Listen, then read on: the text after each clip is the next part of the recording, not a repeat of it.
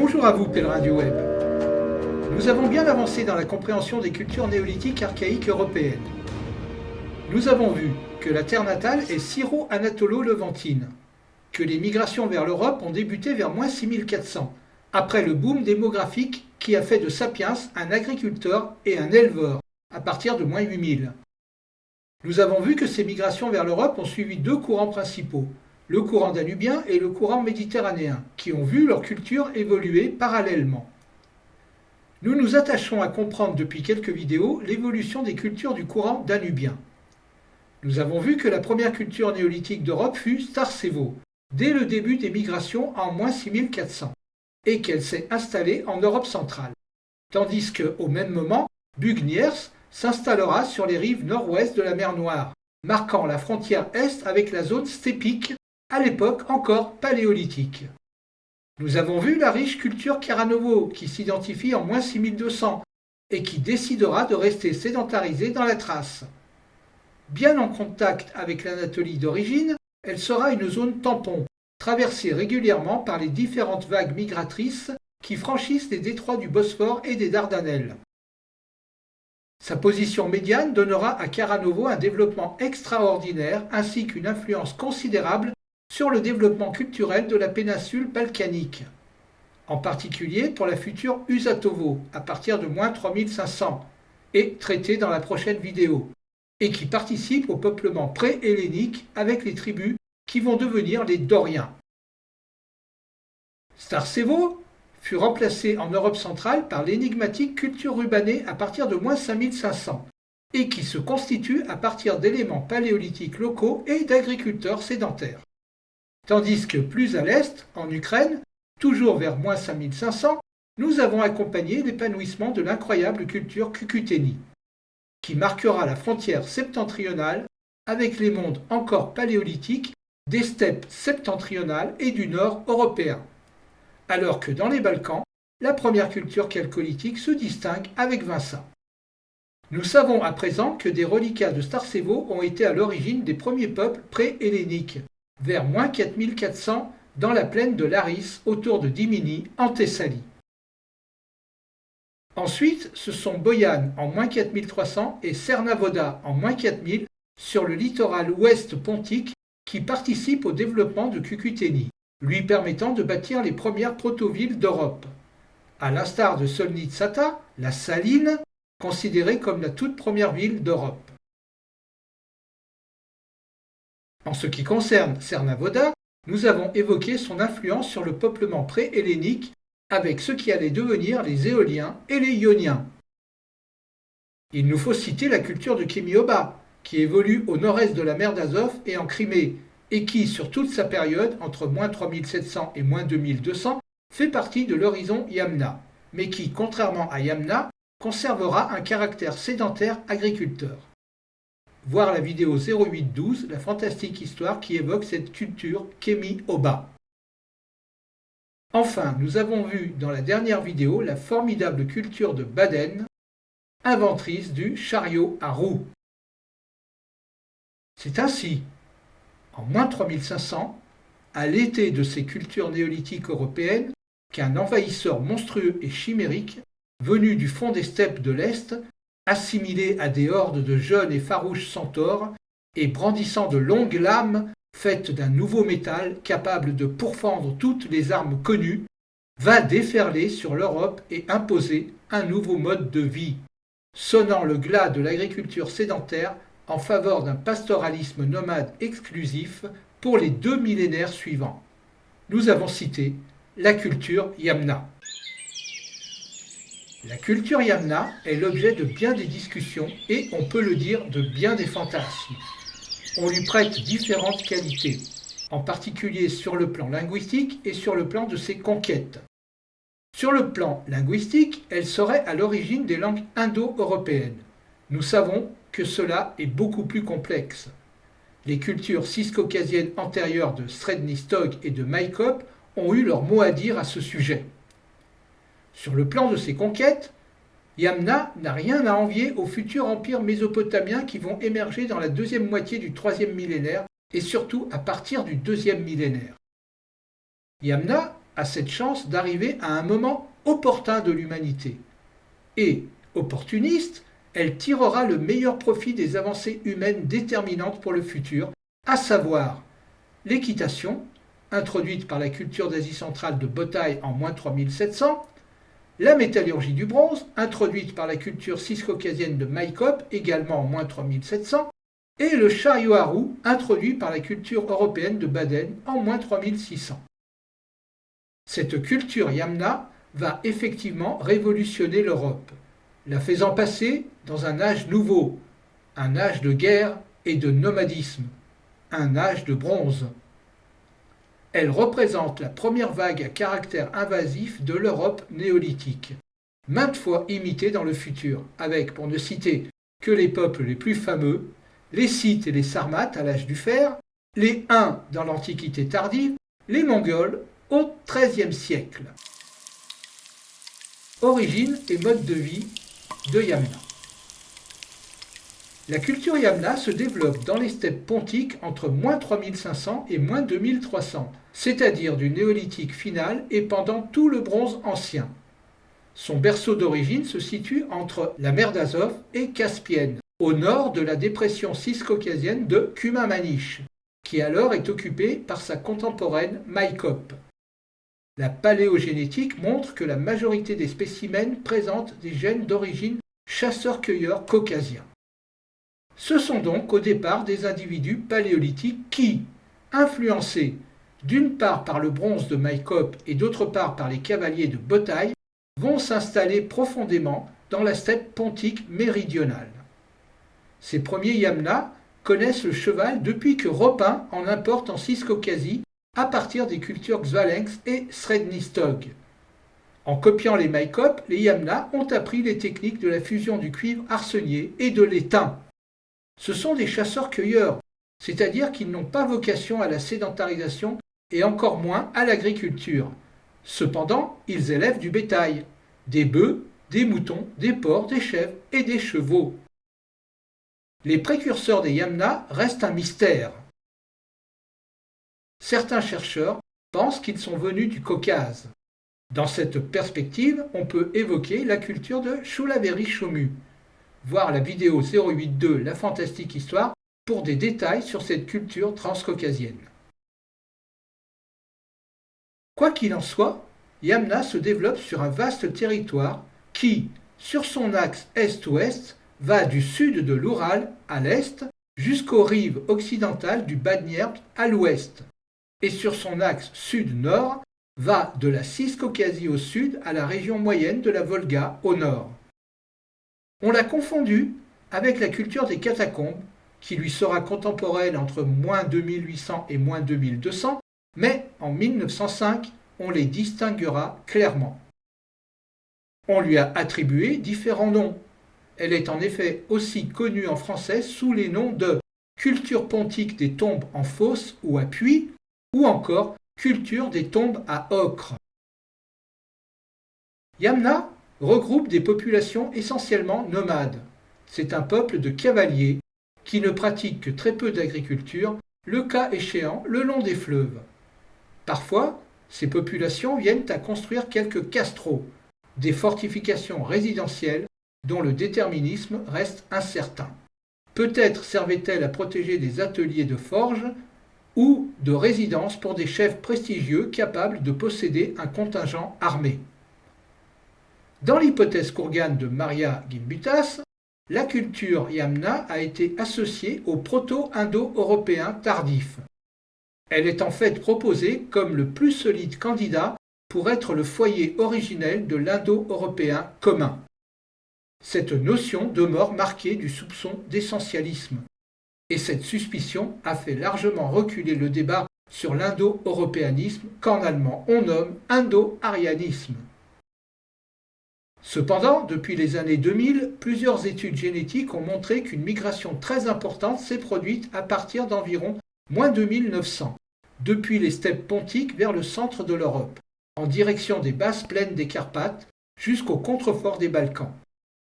Sur son versant oriental, les Yamas se propageront vers l'Asie centrale, puis en direction de l'Altaï et du complexe bactrio-margien.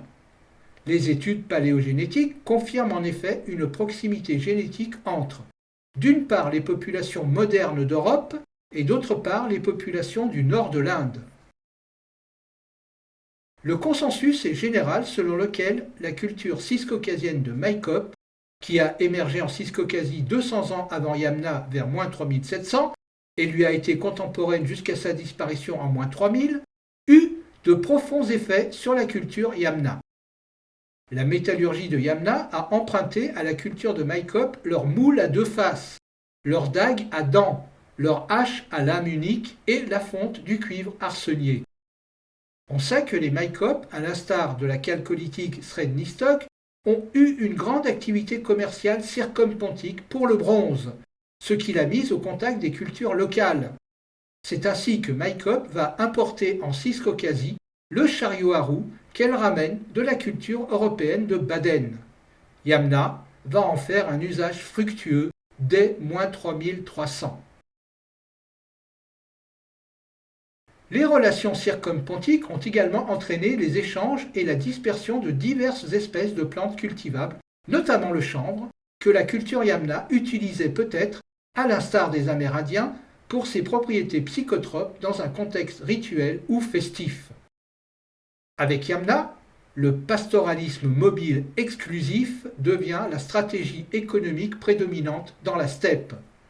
Certains modèles soutiennent que l'expansion Yamna est le résultat d'une économie pastorale nouvellement mobile, caractérisée par l'attraction équestre, le transport en chariot et une dépendance alimentaire régulière à la viande et au lait plutôt qu'aux céréales. L'identification des protéines de lait de jument dans les artefacts signale que la domestication du cheval chez Yamna est effective dès le début de l'âge du bronze. Ce changement dans l'économie de subsistance de Yamna s'est accompagné de l'abandon généralisé des sites de peuplement fluviaux et néolithiques, de l'apparition de cimetières kourganes sur les plateaux arides auparavant inexploités, de l'inclusion de véhicules à roues et, occasionnellement, de sements de chevaux dans les tombes. La triade innovatrice de l'attraction animale, la production laitière et de la domestication des chevaux semble avoir joué un rôle déterminant dans la transformation des économies pontico-caspiennes et dans une ouverture plus large de la steppe à l'habitation humaine. Si tout ou partie de ces éléments étaient présents avant l'âge du bronze, ce n'est qu'à partir de Yamna que l'on assiste à la sublimation de leur utilisation. Le kourgan. De par ses modes d'inhumation, Yamna est une culture que l'on classe parmi les cultures kourganes. Le kourgan est un monticule de terre, un tumulus, voire une petite colline artificielle qui recouvre la tombe et qui est chargée de la protéger tout autant que d'élever le défunt plus haut vers le ciel. Les kourganes sont souvent accompagnés de stèles, sortes de totems représentatifs. Les stèles kourganes sont des stèles anthropomorphes. Elles représentent le plus souvent un homme avec ses armes, mais les femmes sont aussi représentées. Les stèles sont retrouvées un peu partout dans les steppes d'Europe de l'Est et de l'Asie centrale. Leur chronologie s'étale sur une période couvrant 3000 ans d'histoire, environ de moins 3300 à moins 300, et couvre plusieurs cultures. Les premières stèles anthropomorphes datent en effet du début de l'âge du bronze et elles sont associées à l'horizon Yamna.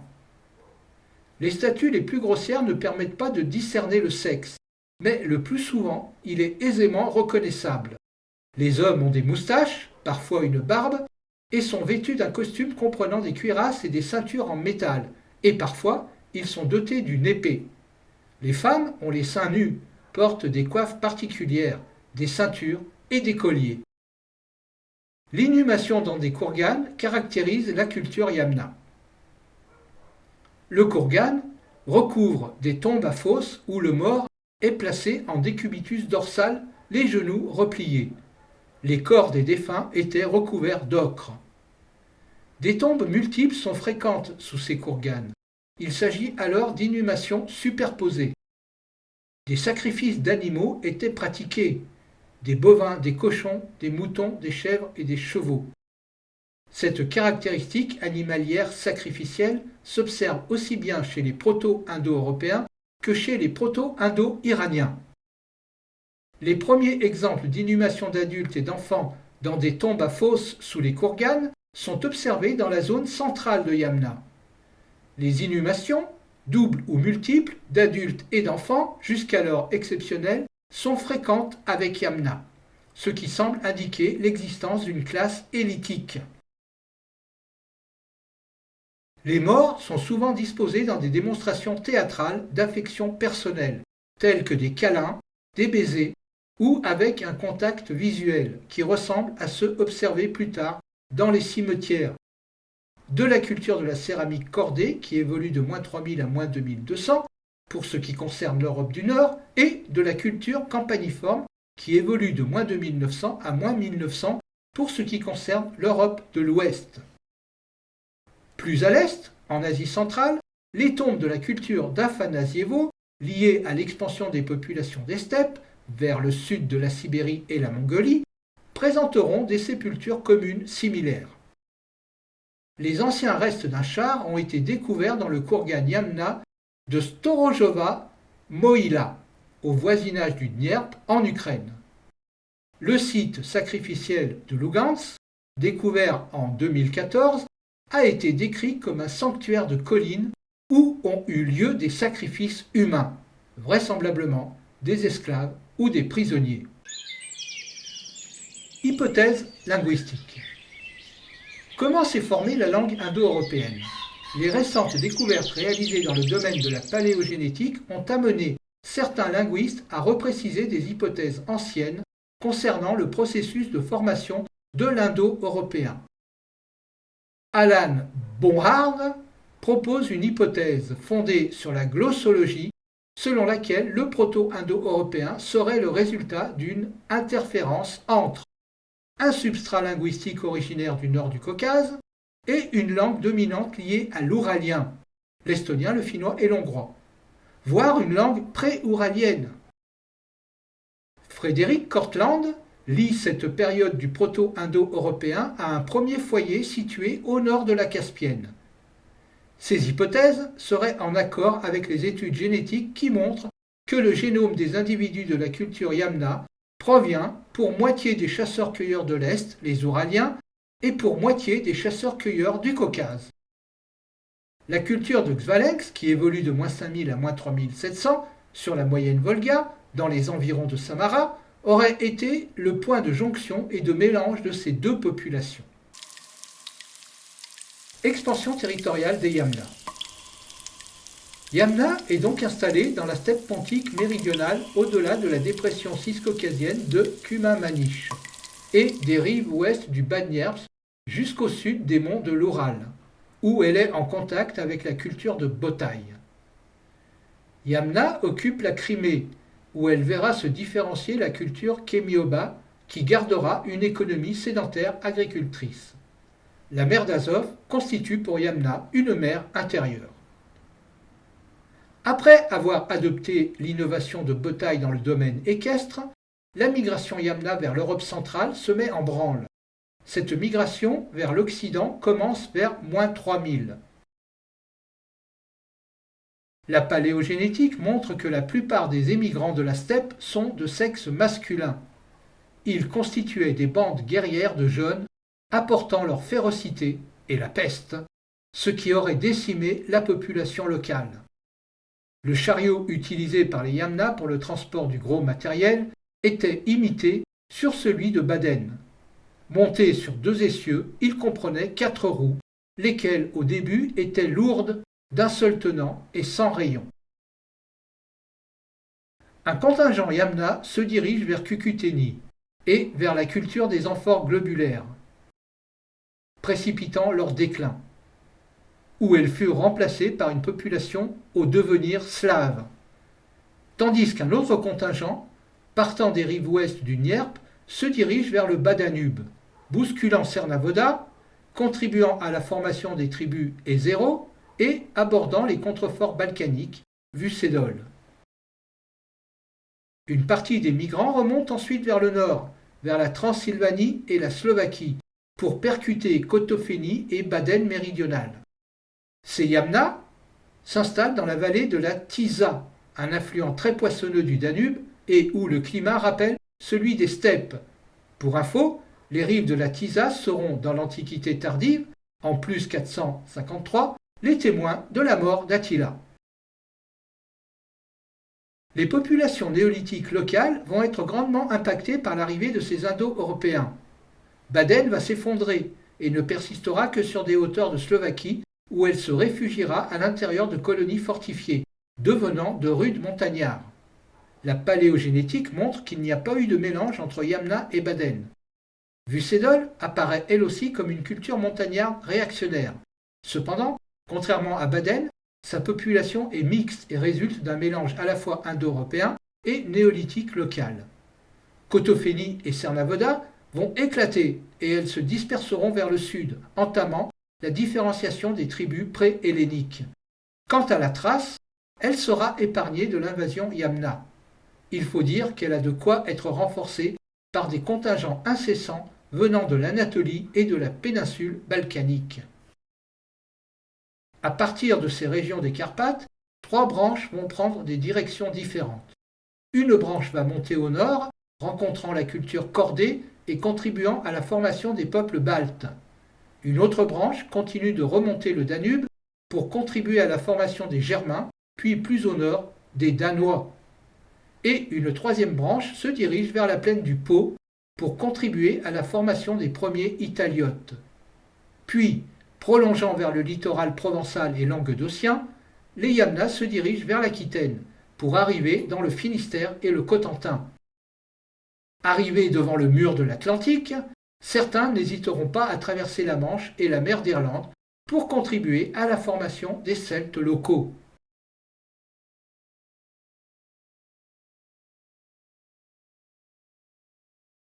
En ce qui concerne l'expansion vers l'est, Yamna va pousser jusqu'au contrefort de l'Altaï. Elle n'arrêtera sa progression vers l'Orient que lorsqu'elle rencontre la culture Afanasievo, qui évolue de moins 3300 à moins 2400, avec laquelle les rapports seront intimes, comme le signalent les études paléogénétiques qui révèlent un génome pratiquement commun aux deux cultures. Dans les vastes étendues de la steppe centrale et orientale, avec l'apport d'Afanasievo, ils commencent à trafiquer leurs chariots à 4 roues pour mettre au point un engin de guerre redoutable. Un engin beaucoup plus mobile et terriblement efficace en terrain plat. Ils réduisent la charge utile par un volume de caisse ne supportant plus que le poids de 2 individus, un chargé de tenir les rênes du couple de chevaux qui tractent l'ensemble, alors que l'autre est armé d'un arc et d'une lance. La caisse ne repose plus que sur un seul essieu, et les 2 uniques roues sont à présent des roues à rayons. Vers moins 2000, à partir de l'Altaï, ils descendent vers la Bactriane et l'Indo-Kouche pour atteindre le monde indo-iranien.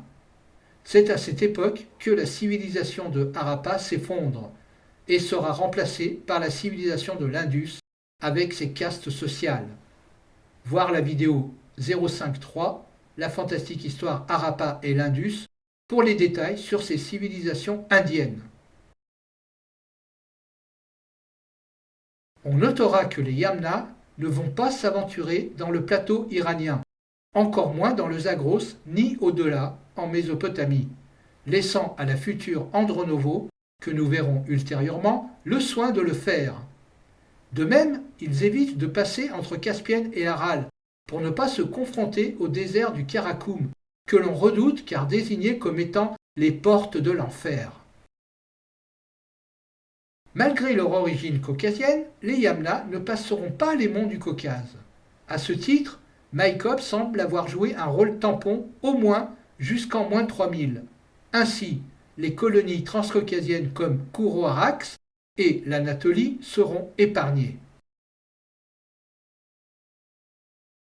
En conclusion, on peut dire que la culture Yamna apparaît comme un point de bascule majeur pour le monde européen, et sans doute aussi pour le monde indien. L'Europe va désormais se détourner de sa vocation syro-anatolienne primitive, sédentaire et agricultrice, pour adopter un nouveau mode de vie basé sur un pastoralisme nomade exclusif. Cette mutation civilisationnelle de l'Europe est très vraisemblablement multifactorielle. Sans doute que des variations climatiques ont contribué à l'abandon de l'agriculture, peut-être que des causes socio-économiques, voire épidémiques, en particulier la peste, ont contribué aux abandons de certains sites, mais il n'en demeure pas moins que l'invention du chariot à roues et la maîtrise de l'équitation ont fourni les moyens techniques pour basculer, pour les 2 millénaires à venir, vers un monde dominé par le nomadisme et l'élevage. Les Yamna, par leur maîtrise de la métallurgie du bronze et leur esprit conquérant, ne vont faire qu'accélérer ce phénomène.